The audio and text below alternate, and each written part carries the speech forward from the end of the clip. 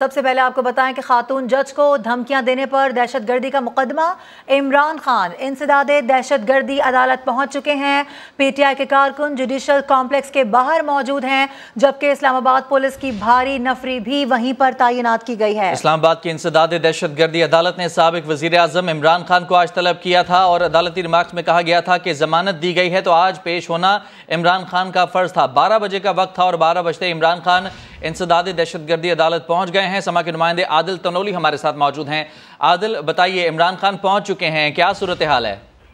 आज देखें, judicial magistrate Zeba Chaudhary को धमकियां देने के खिलाफ चेयरमैन पीटीआई इमरान खान के खिलाफ दहशतगर्दी के मुकदमा दर्ज किया गया है। उसमें चेयरमैन पीटीआई इमरान खान दहशतगर्दी की अदालत पहुंच चुके हैं। अब से चंद ही लम्हे कबल चेयरमैन पीटीआई जो है वो इंसदाद दहशतगर्दी अदालत पहुंचे हैं और पीटीआई कारकुनान की भी खासी तादाद जो है वो इज़हार यकजहती के लिए दहशतगर्दी की अदालत के बाहर मौजूद है और कारकुनान की जानिब से नारेबाजी भी की गई है। जब पीटीआई चेयरमैन इमरान खान पहुंचे हैं तो फूलों की पत्तियां निशावर की गई हैं, ताहम पुलिस की जानिब से सख्त सिक्योरिटी इंतजाम किए गए और एक टिकट लगाई गई थी इंसदाद दहशतगर्दी अदालत से पहले। उसके आगे किसी को भी गैर मुतल्लका शख्स को जाने की इजाजत नहीं है। कारकुनान को उस नाके के ऊपर ही रोका है, जिसकी वजह से कारकुनान की जानिब से एहतिजाज भी रिकॉर्ड करवाया गया है। ताहम जिस वक्त चेयरमैन पीटीआई इमरान खान जब पहुंचे हैं तो कारकुनान ने उनकी गाड़ी को रोक लिया और नारेबाजी की है। साथ ही साथ इमरान खान की गाड़ी के ऊपर फूलों की पत्तियां भी निशावर की गई हैं। इससे पहले जब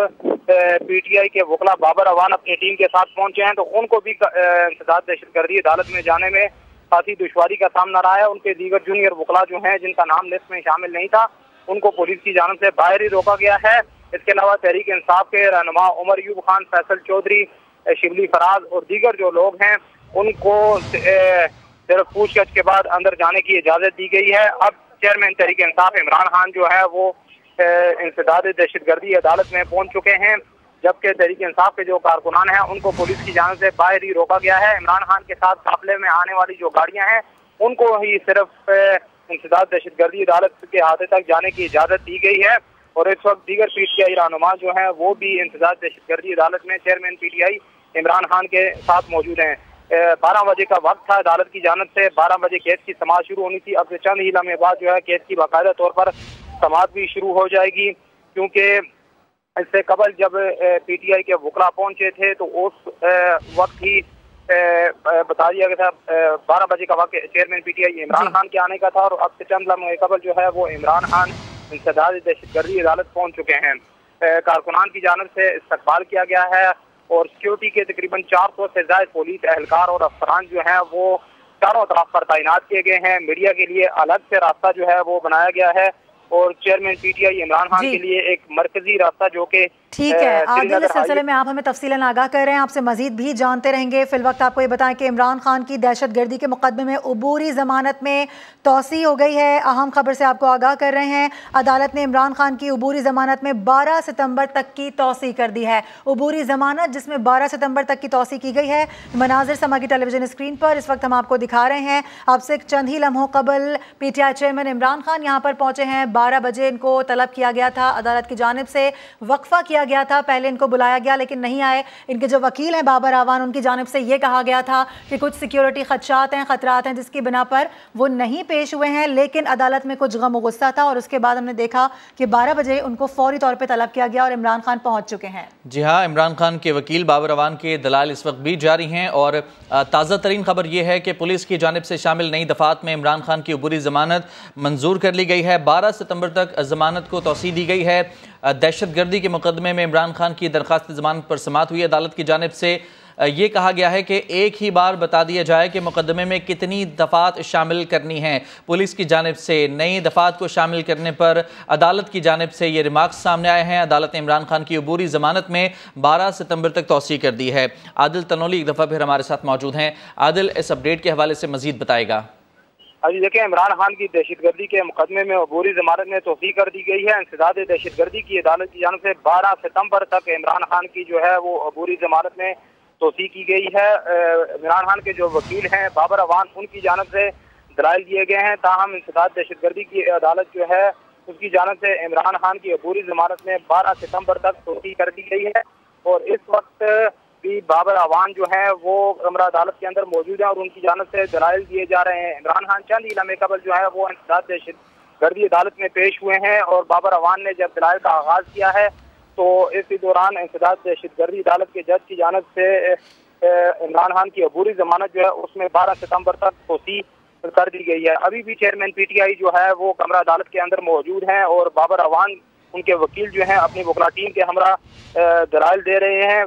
12 सितंबर तक इंसदाद दहशतगर्दी अदालत ने 780A का जो मुकदमा चेयरमैन पीटीआई इमरान खान के खिलाफ जुडिशल मजिस्ट्रेट ज़ेबा चौधरी को धमकियां देने की बिना पर कायम किया गया था, उसमें इंसदाद दहशतगर्दी अदालत की जानिब से 12 सितंबर तक तोसी कर दी गई है। चेयरमैन पीटीआई जो है वो इस वक्त कमरा अदालत के अंदर मौजूद हैं, दीगर वकला टीम के हमरा और साथ ही साथ दीगर जो रहनुमा है पीटीआई के वो भी चेयरमैन पीटीआई के हमरा जो है वो मौजूद हैं। इस वक्त 12 सितंबर तक जो तोसी की गई है। इसके बाद कारकुनान की जानिब इंसदाद दहशतगर्दी की अदालत के बाद जो है वो नारे लगाने का शुरू हो चुका है जो है वो इंसदाद दहशतगर्दी अदालत। ठीक है, आदिल तनोली आपसे दोबारा हम राब्ता करेंगे। इस वक्त हमें ज्वाइन किया है senior anchor person Nadeem Malik साहब हमारे साथ मौजूद हैं।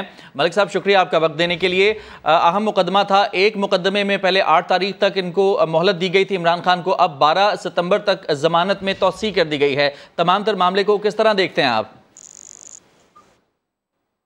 उसमें तो इमरान खान को अपनी वजाहत करनी चाहिए क्योंकि किसी जज को इस तरीके से ललकारना को मुनासिब तरीकाकार नहीं होता। लेकिन ये वाला जो मुकदमा है इसके ऊपर मेरे थोड़े से तहफ़्फ़ुज़ात है क्योंकि ये एंटी टेररिज्म एक्ट है, पाकिस्तान का एक इंसदाद दहशतगर्दी का कानून। उसकी शिक 6 है जिसमें आप किसी गवर्नमेंट ऑफिशियल को अगर इंटीमिडेट करते हैं तो आपके खिलाफ कार्रवाई की जा सकती है। इमरान के खिलाफ मुकदमा बेसिकली उस शिक के तहत होया हुआ।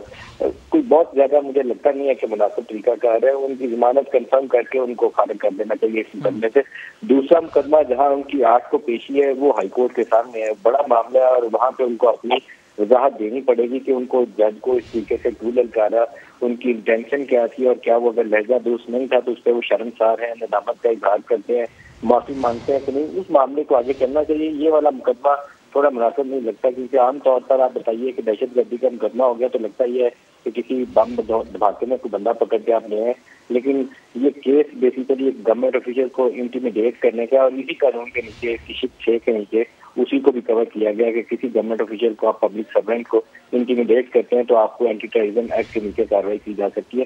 ये कोई बहुत मुनासिब मुझे नहीं लगता। बहरहाल ये कानून के 2 हिस्से पर बेहतर राय दे सकता जी। अच्छा नदीम मलिक साहब, एक सवाल मैं आपसे और करना चाहूँगी, वो ये कि इमरान खान की अगर बॉडी लैंग्वेज को हम देखें, जिस तरह से वो अभी पहुँचे हैं, बड़े मुस्कुराते हुए पहुँचे हैं और बड़े मुतमईन दिखाई दे रहे हैं, तो उनकी ये बेपरवाही और उनका रवैया, क्या ये सब कुछ इमरान खान अपनी कानूनी टीम के मशवरे से कर रहे हैं या ये उनका ज़ाती फेल है? देखिए इस मुकदमे में कोई बहुत जान नहीं है। अगर एंटी टेररिज्म एक्ट के नीचे उनको जो मर्जी शिकें लगा दें तो वो जज को उन्होंने पब्लिकली एक जलसे के अंदर बोला कि जज साहब आपको छोड़ेंगे नहीं, अब इसका कुछ भी मतलब दे सकते हैं। उन्होंने उसकी इंटरप्रिटेशन ये दी है कि मैंने कानूनी कार्रवाई का, हालांकि उस जुमले के अंदर कानूनी कार्रवाई का तस्कर नहीं था बल्कि लबो लहजा जो था बड़ा वो तहकीर अमेज था, तो वहाँ पे कंटेम्प्ट वाली प्रोसीडिंग दुरुस्त है। इसलिए मुझे लगता है कि ये वाली जो 80A के नीचे इन्होंने इसके ऊपर मुकदमा कायम किया है, ये कुछ इजाफी काम लगता है। जिस चीज के अंदर कार्रवाई हो सकती है, मुमकिन है, उसको तो लेकर आगे बढ़ना चाहिए। इसके ऊपर इंटरनेशनल मीडिया से भी ज्यादा पजीराई नहीं हुई क्योंकि ये आप बैनुल अक़वामी सतह पर किसी को ये एक्सप्लेन करने की पोजीशन में नहीं है तो वो कौन सी शिक है जिसमें गवर्नमेंट ऑफिशियल इंटिमिडेट होता है और कौन सी वो शिक है जो दहशतगर्दों के ऊपर इतलाक होता है। सारे सिर्फ उसको देखते हैं कि एंटी टेररिज्म एक्ट के नीचे कार्रवाई हो रही है, तो दहशतगर्दी तो नहीं है, कोई बम तो नहीं चला के आया ना बंदा, तो वो थोड़ा सा डिफरेंशिएट करने की जरूरत है। जो कार्रवाई होनी चाहिए वो कंटेंट वाली है, दुरुस्त है, उसको आगे बढ़ना चाहिए। इमरान को वहाँ जाके निदामत का इजहार भी करना चाहिए, माफी भी मांगनी चाहिए। लेकिन ये वाला केस गया जिसमें 780A के नीचे सजा आती है। अब 780A हमारा वो केस है जो दहशतगर्दों को डील करता है, तो एक दफा तो लगता है कि वो ये तो बहुत बड़ा अजीब काम हो गया, लेकिन मुकदमा असल में उस 6 क्लॉज के नीचे है गवर्नमेंट ऑफिशियल को इंटिमिडेट करने वाला। तो इस मुकदमे को मेरी जाती राय में तो जितना जल्दी मुमकिन हो सके या तो उनकी जमानत कंफर्म करके बिल्कुल उसको तूल देने की जरूरत वैसे महसूस हो नहीं रही।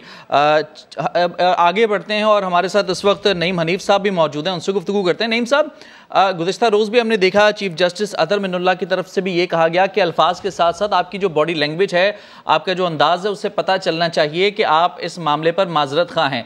लेकिन ओवरऑल देखा जा रहा है कि कोई भी बॉडी लैंग्वेज ये इशारा नहीं दे रही कि हम माजरत खां हैं या हम शर्मिंदा हैं इस मामले पर। ये छोटा सा मामला है लेकिन बहुत संजीदा मामला है, लेकिन उस संजीदगी से इसको लिया नहीं जा रहा पीटीआई की तरफ से। बिल्कुल सही फरमाया आपने। अतर मिनुल्लाह साहब के रिमार्क्स ज़रूर थे, मगर उनकी बॉडी लैंग्वेज से यही लगता है कि और उनके कल और आज अदालत में पेश होने से कि वो अदालतों को तो मानते हैं मगर अदालतों की नहीं मानते। कल तो उनकी जो है कुछ रिमार्क्स में उनकी तरबियत करने की भी कोशिश की गई, बिल्कुल उस तरह से कि जिस तरह कोई स्टूडेंट जो है वो कोई गलत काम करता है तो उसे समझाया जाता है कि नहीं आपको ये नहीं करना चाहिए। कल तो उनको ये बताया गया कि आपका ये कद जो है और आपका जो मर्तबा है, आपका जो रुतबा है, वो जो है आपको इजाज़त नहीं देता इस तरह की गुफ्तगू करने की। तो कल तक तो बिल्कुल भी वो माफ़ी मांगने के लिए तैयार नहीं थे और बिल्कुल इस हवाले से मीटिंग्स भी की और उन मीटिंग्स में भी उनकी जो कोर कमेटी है उन्होंने मशवरा दिया। मशवरा खैर मेरे पास तो जो इतलात हैं या मेरा एक्सपीरियंस है इमरान खान साहब के बारे में, वो मशवरा किसी का मानते नहीं हैं, मगर उनके मिजाज के मुताबिक अगर राय दी गई वहाँ पे कि आपने बिल्कुल माफ़ी नहीं मांगनी और इसमें कोई आपका कसूर नहीं है, ये कोई इतनी बड़ी बात नहीं है कि आपने किसी खातून जज के हवाले से कोई इस तरह की धमकी आमेज़ अगर गुफ्तगू कर दी तो आपका हक है, आप जो है बहुत बड़े लीडर हैं, सबसे ज़्यादा मकबूल लीडर हैं इस मुल्क के। इस तरह की गुफ्तगू जो है उन मीटिंग्स में की गई। तो कल तक तो जाहिर है कि वो माफ़ी मांगने के लिए तैयार नहीं थे और आज चूँकि ज़मानत में तोसी के लिए उन्हें पेश होना पड़ा। और आज की भी इतलात ये हैं कि पहले उनके वकील बाबर अवानी कोर्ट में पहुँचे और उन्होंने बताया कि जो है वो नहीं आ सकते, मगर फिर बहालत मजबूरी उन्हें बुलाना पड़ा और कुछ ही वक्त के बाद जो है वो अदालत में पेश हुए हैं। अब तोसी हो गई है उनकी ज़मानत में। बिल्कुल मलिक साहब की बात से मैं इत्तफाक करता हूँ कि पाकिस्तान में धमकी किसी को देने का जो मुकदमा है वो आज से पहले मैंने तो 506 का मुकदमा होता ही देखा है, लेकिन 780A लगना, दहशतगर्दी की दफात लगना, ये मेरे लिए भी एक थोड़ा सा अजीब वाकया था। मगर ये है कि आइंदा जो है इस तरह की गुफ्तगू और इस तरह की धमकियों और अदलिया का जो एक वकार है उसको मलहूज रखते हुए शायद इस तरह की कार्रवाई की जा रही है। और कल थोड़ा सा खान साहब ने ये भी एक बॉडी लैंग्वेज रखी और कुछ सहाफ़ियों से उनकी जो है वो अदालत के रास्ते में जो मुलाकात हुई, जो गुफ्तगू हुई, उन्होंने कहा जी मुझे तो अंदाज़ा ही नहीं था कि ये जो खातून हैं ये कोई एडिशनल सिविल जज हैं या ठीक है। बिल्कुल उनकी जानिब से गुज़िश्ता रोज़ हमने देखा कि इसी तरह की बातें की गई थी। हम तौफीक भट्ट साहब को भी शामिल गुफ्तगू करते हैं। तौफीक साहब, जिस तरह से भी नईम हनीफ साहब भी कह रहे हैं कि बाबर अवान साहब ने बताया था कि उनको कुछ सिक्योरिटी खदशात हैं, जबकि IG इस्लामाबाद तो खुद कह रहे हैं कि बतौर साबिक वज़ीर-ए-आज़म इमरान खान की सिक्योरिटी पर 266 एहलकार तैनात हैं, तो वो अभी तक उनके साथ है, फिर उनको किस बात की सिक्योरिटी के खतरात लाहक हैं? वो तो कुछ भी कह सकते हैं। जो उनकी माजी में सियासत रही है और जो उनका अंदाज़े सियासत रहा है, उन्हें कुछ भी कहने से रोका तो नहीं जा सकता। उन्हें तो ये भी नहीं पता कि बोलने और बकने में क्या फ़र्क होता है। काश उन्हें, इतने बड़े वो लीडर हैं और इतने मकबूल लीडर हैं, उनको बोलने और बकने में फ़र्क जो है वो मालूम होता। एक बार खान साहब जो है वो कह रहे थे कि ये जो हमारी अदालती निज़ाम है ये तारीख पे तारीख की वजह से, ये जो तारीखें दी जाती हैं उस वजह से जो है वो सारी खराबियां हैं और लोगों को जो है वो इंसाफ नहीं मिलता। तो मेरे ख्याल में अब खान साहब को अपने इस मौक़िफ़ पर भी गौर करना चाहिए और उसमें कुछ नरमी इख्तियार करनी चाहिए, चूँकि उन्हें जो तारीखें मिल रही हैं उसका उन्हें यकीनन जो है वो फ़ायदा होगा। दूसरे, वो हमेशा बाहर की अदालतों की और बाहर का जो यूरोप और बरतानिया का जो निज़ाम अदालत है उसकी बड़ी मिसालें देते हैं और वहाँ का जो निज़ाम इंसाफ है उसकी बड़ी मिसालें देते हैं।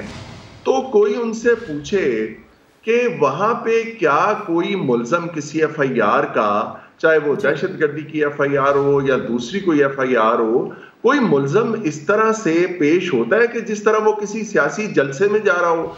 खान साहब के साथ जो है वो उनके सैकड़ों कारकुन मौजूद होते हैं, वो वहां पे धक्के भी देते हैं, जो इदारों के लोग हैं, पुलिस है, बाकी लोग हैं, और एक अजीब अफरा तफरी का जो वहां पे माहौल पैदा कर दिया जाता है।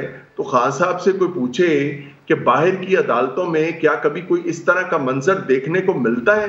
मैं ये समझता हूँ एक तरफ तो ये बात बिल्कुल दुरुस्त है, अभी नईम हनीफ साहब ने और नदीम मलिक साहब ने भी इसका जिक्र किया कि हमारी जो हुकूमत है उसने यकीनन उजलत का मुजाहरा किया कि इस FIR में दहशतगर्दी की जो है वो दफात के तहत ये FIR जो है वो दी गई।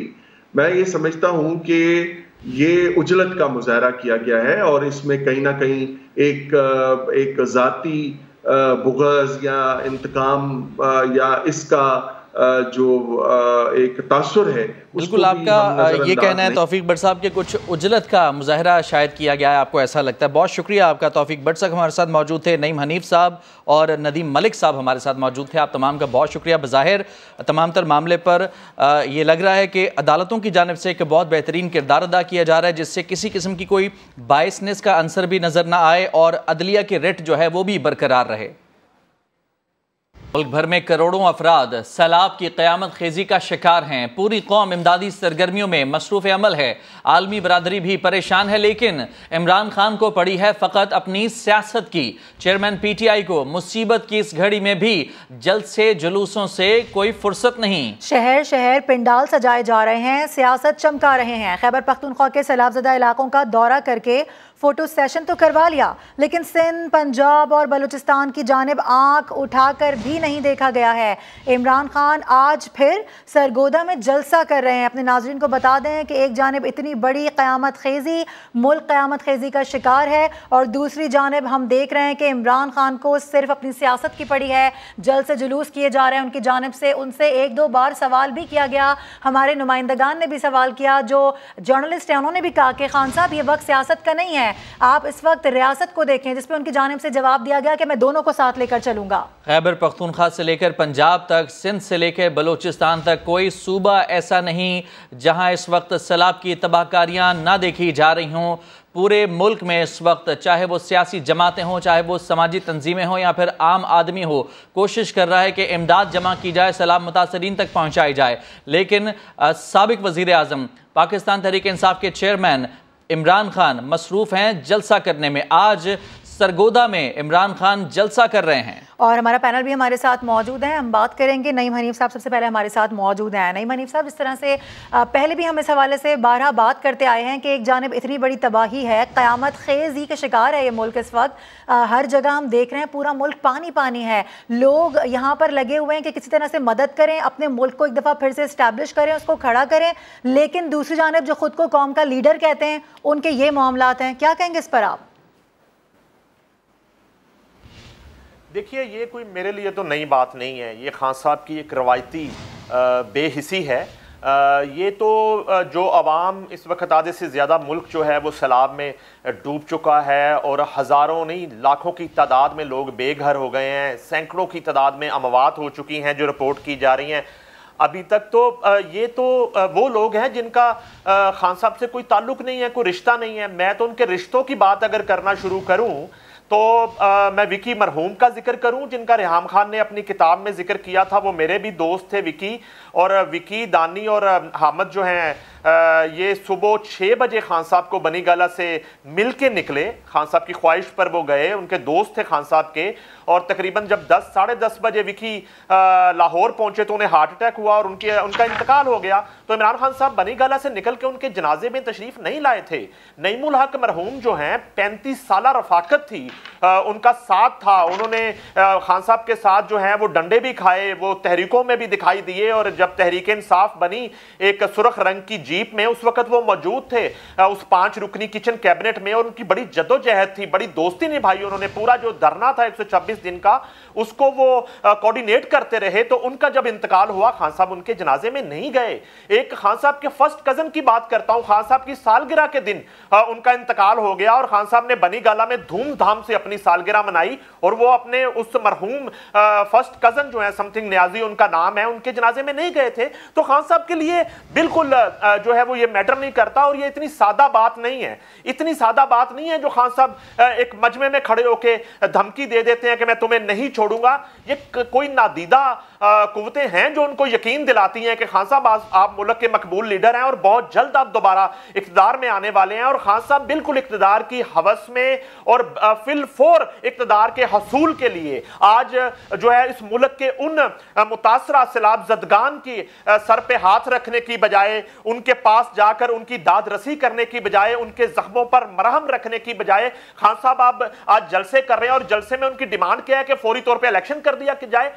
किस चीज का इलेक्शन आप करना चाहते हैं? आप किस तरह का इक़्तिदार चाहते हैं? आप सिर्फ ये जो बचा खुचा पाकिस्तान है और अल्लाह इसको हमेशा सलामत रखे, आप सिर्फ उतने पाकिस्तान के वजीर आजम बनना चाहते हैं? आधे से ज्यादा जो डूबा हुआ पाकिस्तान है उसका वारिस कौन है, उसका लीडर कौन है, उनके जख्मों पर मरहम कौन रखेगा? मैं आपको बताता हूं खान साहब की ये गलतफहमी भी आज मैं दूर करना चाहता हूं। खान साहब, मकबूलियत का जो ग्राफ आपको बताया जाता है 2018 में, आप मुझे बता दें क्या आपकी हुकूमत वोट से बनी थी? खान साहब, आपकी मकबूलियत की वजह से बनी थी? आरटीएस सिस्टम किस बला का नाम है? दोपहर 1 बजे वो कैसे बैठ गया था? उसका कंट्रोल किसके पास चला गया था? खान साहब, मकबूलियत से आपकी हुकूमत नहीं बनी थी। जिस तरह बनी थी वो आपको भी पता है, वो मुझे भी पता है। तो खुदारा आप अपने रवैये पर नजरसानी कीजिए, थोड़ा इंतजार कर लें, थोड़ा सब्र कर लें। चले मैं कहता हूं आप थोड़ी सी कुर्बानी दे लें। आपकी नजर में अगर इसको कुर्बानी कहा जाता है, इस वक्त को जिसको आप जो है ना बिल्कुल जाया नहीं करना चाह रहे, और आप चाह रहे हैं सितंबर में इलेक्शन अनाउंस हो जाए और नवंबर में इलेक्शन हो जाए, आप कुछ फैसले अपनी मर्जी से करना चाहते हैं। चले आप इन फैसलों को, अपनी अना को, अपनी जिद को कुर्बान कर दें उन लोगों के लिए, उन मुतासरीन के लिए जिनके पास आज छत नहीं है, जिनके पास आज 2 वक्त की रोटी नहीं है। आज जो है हुकूमत अपनी सरतोड़ कोशिशों में मसरूफ है। अल खिदमत फाउंडेशन कोशिश कर रही है, अब्दुल अलीम खान फाउंडेशन जो है पूरे मुल्क के मुतासरा इलाकों में इस वक्त पहुंच चुकी है और वहां पर मुतासरीन की मदद कर रही है।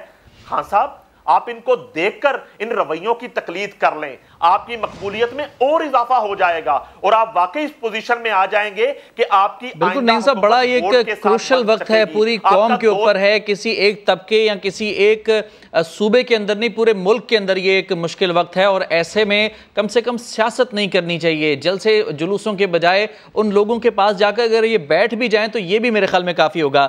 हमारे पैनल में तौफीक भट्ट साहब हमें ज्वाइन कर चुके हैं और ब्यूरो चीफ इस्लामाबाद खालिद अजीम साहब भी हमारे साथ मौजूद हैं। खालिद साहब, इस वक्त जो सूरत हाल देखी जा रही है, खान साहब के बारे में हम बार बार खबरें शामिल कर रहे हैं कि वो शायद एक आध बार कहीं हेलीकॉप्टर से उन्होंने विजिट किया है या फिर थोड़ा सा उतर के तस्वीरें वगैरह खिंचवाई हैं। इससे ज़्यादा सैलाब मुतासरीन के पास जाकर उनकी दादरसी के लिए कोई ज़्यादा एक्टिव नज़र नहीं आए। जलसे करने के लिए सबसे आगे हैं, आज भी जलसा कर रहे हैं सरगोदा में। देखिए जी, बहुत अफसोसनाक सूरत हाल है। आप इस बात का अंदाजा लगाएं कि मुल्की तारीख का बदतरीन सैलाब है, फिक्र जो अब तक के सामने आए हैं, और इसकी जो आइंदा आने वाले दिनों में माशी बदहाली इसकी वजह से होगी, उसका अंदाजा लगा के ये तरह से झुंझरी आ जाती है। लेकिन इस मौके पे भी अगर सियासत समझ सूझती है इमरान खान साहब को, तो फिर ये क्या कहा जा सकता है और वो किस तरह से वो ये दावा कर सकते हैं कि उनका हाथ अवाम की नफ्स से है और वो अवाम की नुमाइंदगी कर रहे हैं और वो अवाम के लिए सारा कुछ कर रहे हैं। अब इस वक्त उनका सारे का सारा कंट्रीब्यूशन जो है वो एक हेलीकॉप्टर के जरिए उनका दौरा है और एक टेलीफोन कॉन्फ्रेंस है जिसमें उनका दावा है कि उन्होंने 5 अरब रुपए इकट्ठे किए और वो उन्होंने बता दिया कि सानिया निश्चय साहिबा के जरिए वो खर्च होंगे, वो पता नहीं कब होंगे। जब मिट जाएगी मखलूक तो इंसाफ करोगे वाली बात है कि जब लोग जो है वो अपने इस कर्ज से गुजर जाएंगे तो उस वक्त अगर आप इमदाद लेके इनके पास जाते हैं तो उसका क्या फायदा है। मैं ये समझता हूँ कि दुनिया जहान में ये होता है कि जहाँ कहीं इस तरह की आफत आती है, कैटास्ट्रॉफी होती है, तो लोग जो है वो सारी सरगर्मियाँ अपनी है उनको मुअत्तल करके इस तरफ चल पड़ते हैं कि वो लोगों की दादरसी करें, लोगों के जख्म पे मरहम रखें।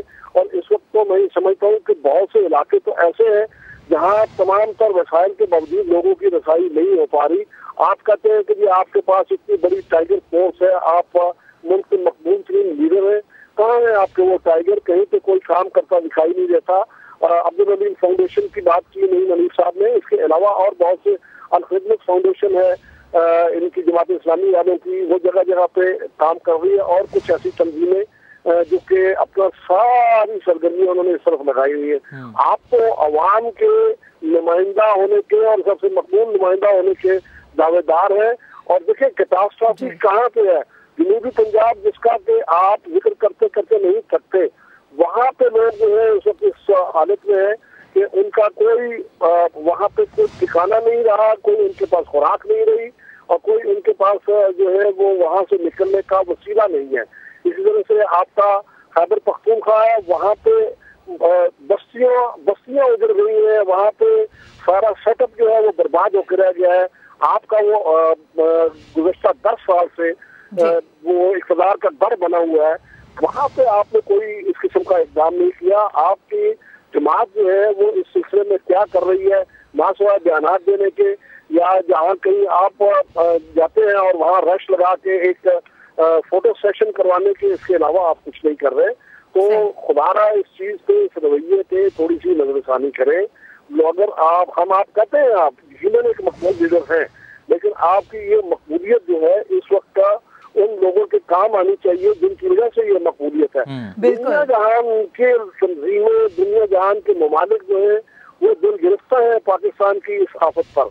आपका एक ध्यान जो है वो काफी नहीं है। प्रैक्टिकली आपको इस वक्त जो है वो लोगों के साथ, बिल्कुल खालिद साहब आप सही कह रहे हैं कि प्रैक्टिकली कुछ करना होगा, मैदान में उतरना होगा, खाली बयानात से कुछ नहीं होगा। Senior anchor person Mansoor Ali Khan ने भी हमें ज्वाइन किया, इसके अलावा पैनल भी हमारे साथ ही मौजूद है।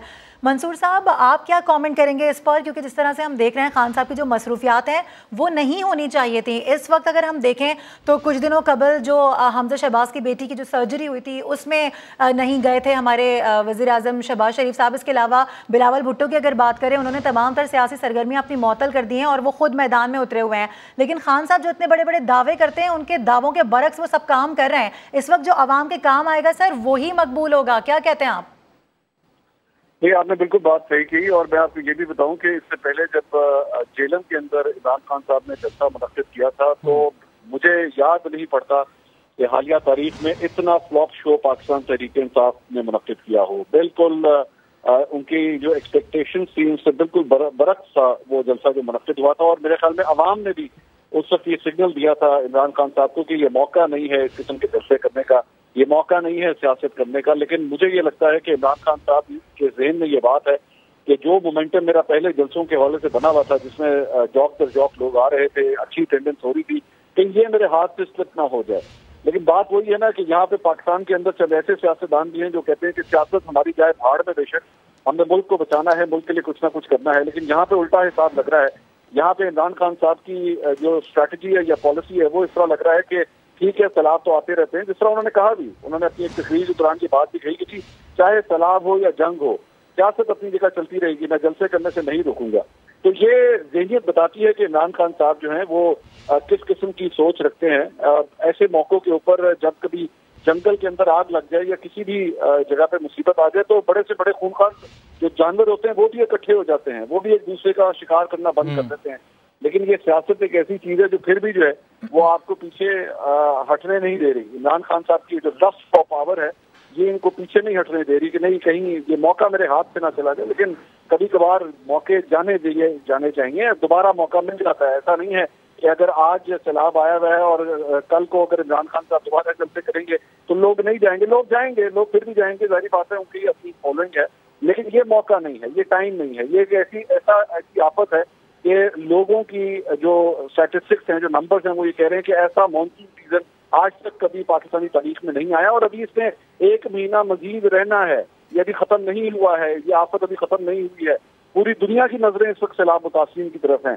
अब दुनिया जहान के ममालिक हमें एड्स भेज रहे हैं, हमारी तरफ ध्यान दे रहे हैं, लेकिन अगर कोई ध्यान नहीं दे रहा तो वो हमारा ही लीडर, हमारा अपना लीडर, हमारे साबिक वज़ीर आज़म ही ध्यान नहीं दे रहे, जो सिर्फ ये समझते हैं कि मैंने एक टेलीथॉन कर ली है, उसमें मैंने 5 अरब रुपए के वादे करवा लिए, जो कि अभी पैसे आने हैं, वो पैसे भी नहीं आए हैं, लेकिन 5 अरब रुपए के अगर मैंने वादे करवा लिए तो मैंने अपना काम पूरा कर दिया। काम इस तरह पूरा नहीं होता। आपको उनके मुतासिरीन के साथ जाके गले लगना पड़ता है, उनके बच्चों के सर पे हाथ रखना पड़ता है, उनको घर बना के देने हैं, सड़कें बना के देनी है जो बह चुके हैं, उनकी फसलें तबाह हो चुकी हैं, उनको ये नहीं पता उनकी जिंदगी आगे चलेगी किस तरह। तो इमरान खान साहब को एक सियासतदान होने का तो वो किरदार अदा कर रहे हैं, लेकिन एक रहनुमा होने का, एक सियासी लीडर होने का जो किरदार होना चाहिए वो माजरत के साथ अदा करने से वो काफिर हैं। बिल्कुल ठीक है आपने। तौफीक भट्ट साहब हमारे साथ मौजूद हैं, सीनियर तज्जियाकार। भट्ट साहब, क्या लगता है आपको, क्या इमरान खान को ये अंदाज़ा नहीं है, 20-22 साल की वो अपनी जद्दोजहद बताते हैं, लेकिन उसके बावजूद क्या उनका ये एक्सपीरियंस नहीं है कि एक आम आदमी के दिल तक कैसे पहुंचा जाएगा? आप अगर किसी मुश्किल में घिरे आदमी के साथ खड़े होंगे, उसकी मदद करेंगे, 2 बोल हमदर्दी के बोलेंगे तो वो आपका दीवाना हो जाएगा। लेकिन इमरान खान को क्यों ऐसा लगता है कि आज भी स्टेज पर खड़े होकर जब वो चिल्लाएंगे तो ही लोग उनके फॉलोअर्स बनेंगे? देखिए, अभी नईम हनीफ साहब ने 2 लोगों का जिक्र किया जो उनके बहुत करीबी दोस्त थे, और जब उनका इंतकाल हुआ तो उस पर उन्होंने खान साहब के रवैये का बड़ी तफसील से जिक्र किया। एक वाकया मैं भी आपको सुनाना चाहता हूँ। हमारे एक मरहूम दोस्त थे दिलदार परवेज भट्टी। ये बहुत ही एक मारूफ नाम था हमारी सकाफत का, और ये अक्सर इमरान खान जब शौकत खानम की फंड रेजिंग करते थे और बाहर जाते थे, खुसूसन अमेरिका में जाते थे, तो दिलदार परवेज भट्टी उनकी तकरीबात की कंपेयरिंग किया करते थे।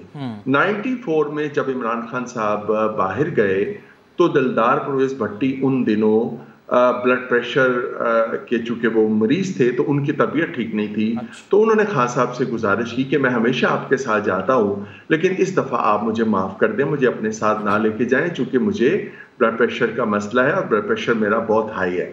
लेकिन खान साहब ने इंसिस्ट किया और दिलदार परवेज भट्टी एक कौमी खिदमत समझ के कि शौकत खानम हस्पताल के लिए वो जा रहे हैं, उसकी फंड रेजिंग के लिए, वो अपनी तबीयत शदीद ख़राब होने के बावजूद उनके साथ चले गए।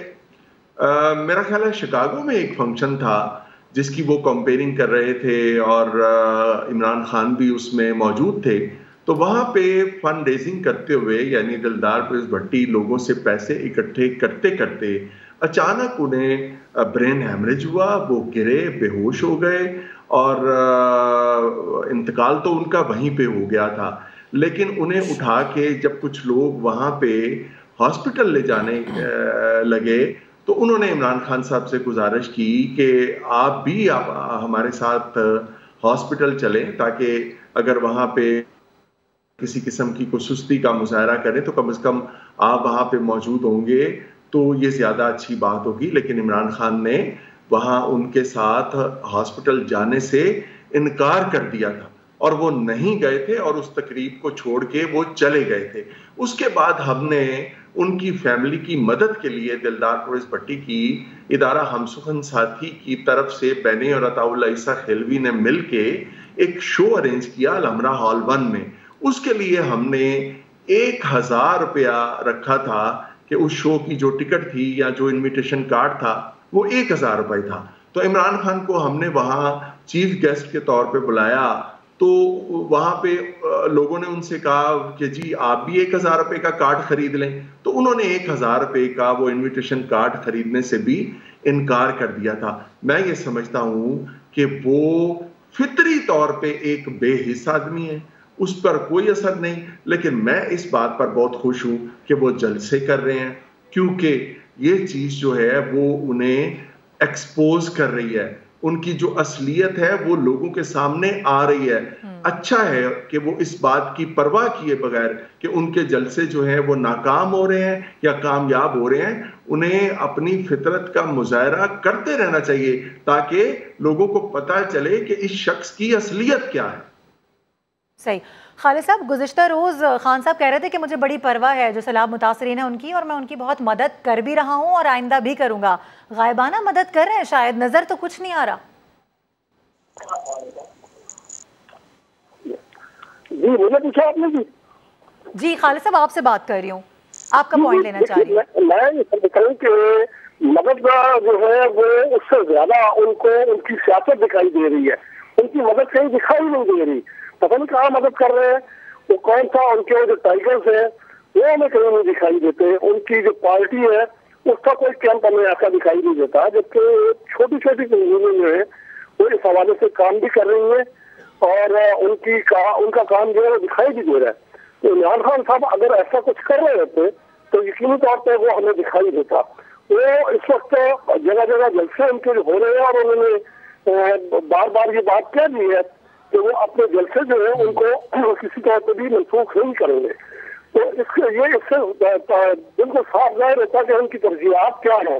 पब्लिक नहीं है वो पब्लिक जिसके वोटों के बलबूते पे वो अपने आप को मुल्क का सबसे मकबूल लीडर कहते हैं, उनका जो दर्द इस वक्त है जिस तरह से बांटना चाहिए था वो बांटते हुए दिखाई नहीं दे रहे।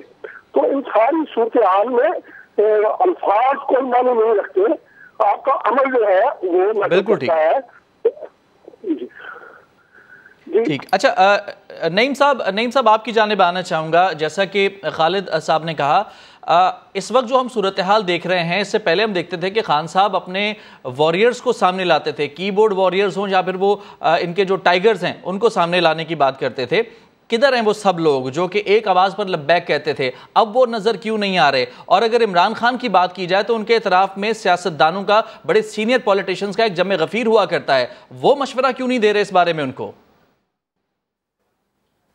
देखिए, ये जो टाइगर फोर्स है या इनकी कोई भी फोर्सेस हैं, उस वक्त खान साहब इस पोजीशन में होंगे उन्हें मुतासरा इलाकों में निकालने के लिए, अगर अभी तक वो फाल हैं। जब खान साहब खुद उनकी तरजीह होगी सैलाब ज़दगान और मुल्क के डूबे हुए गांव देहात और शहर, उस वक्त वो उनको कॉल कर सकेंगे। मैं बड़ी एक अजीब बात आपसे करने जा रहा हूँ कि हमारी माशरे की कुछ रवायात हैं, कुछ इक़दार हैं, और अगर मैं लाहौर शहर में बैठा हूँ, मंसूर अली ख़ान है, तौफीक भट्ट साहब का ताल्लुक़ लाहौर से है, तो वो भी बता सकेंगे कि हमारे यहाँ अगर, या खालिद साहब बैठे हैं, हमारे यहाँ अगर किसी का इंतकाल हो जाए तो तकरीबन 40 रोज तक अगर मुकम्मल सोग नहीं रहता तो शादियाने भी नहीं बजते, ठीक, म्यूजिक कॉन्सर्ट भी नहीं मुनक्कद किए जाते। मैं आपको बड़ी तकलीफ दे बात बता रहा हूं कि जेलम जलसे में प्रॉपर उसी तरह से वहां पे डीजे सिस्टम था, उसी तरह से गाने और तराने वहां पर बज रहे थे, उसी तरह से वहां पर हल्ला गुल्ला था, उसी तरह से वहां पर रक्स किया जा रहा था। और आज भी मेरी जो इतला है, सरगोदा के जलसे के लिए यही एहतमाम है, यही एक सबसे बड़ा टेस्ट केस है। अगर आप आज सैकड़ों की तादाद में जो जनाजे उठे हैं हमारे मुल्क से सैलाब की वजह से, जो लाखों की तादाद में लोग बेघर हो गए हैं और बेसरो सामानी की आलम में आज वो एक मदद के मुंतजर हैं, तो आप अगर उनके सर पे हाथ नहीं रख सकते, उनके जख्मों पे मरहम नहीं रख सकते, उनके साथ इजहार यकजहती नहीं कर सकते, उनके साथ एक झूठा एक तसल्ली उनको नहीं दे सकते, तो खुदा के लिए आप ये म्यूजिक कॉन्सर्ट्स तो बंद कर दें। जलसा जो है आप करें, जलसा करें। अगर आपको ये लगता है कि आपके इन जलसों से बहुत जल्द आप इक्तदार संभाल लेंगे और आप जो है वो इस आधे मुल्क पे आके दोबारा से हुक्मरानी करेंगे, क्या ये नहीं सोचा आपने कि वो जो सैलाब जदगान हैं उनको भी वोट का हक होना चाहिए? अगर ओवरसीज पाकिस्तानियों को वोट हक का हक होना चाहिए तो अभी मंसूर साहब जैसे फरमा रहे थे कि कम से कम एक बार मेरे पास इतला है कि अगर बहाली का जो अमल है वो अभी से जैसे शुरू किया जा रहा है, तो कम से कम 8 माह से 1 साल लग सकता है। इस बात को बजा फरमाया है कि कम से कम अगर आप किसी का साथ नहीं दे सकते, किसी के साथ खड़े नहीं हो सकते, तो शादियाने भी ना बजाएं, मौका ऐसा नहीं है। तो हमारा पैनल इस वक्त हमारे साथ मौजूद है।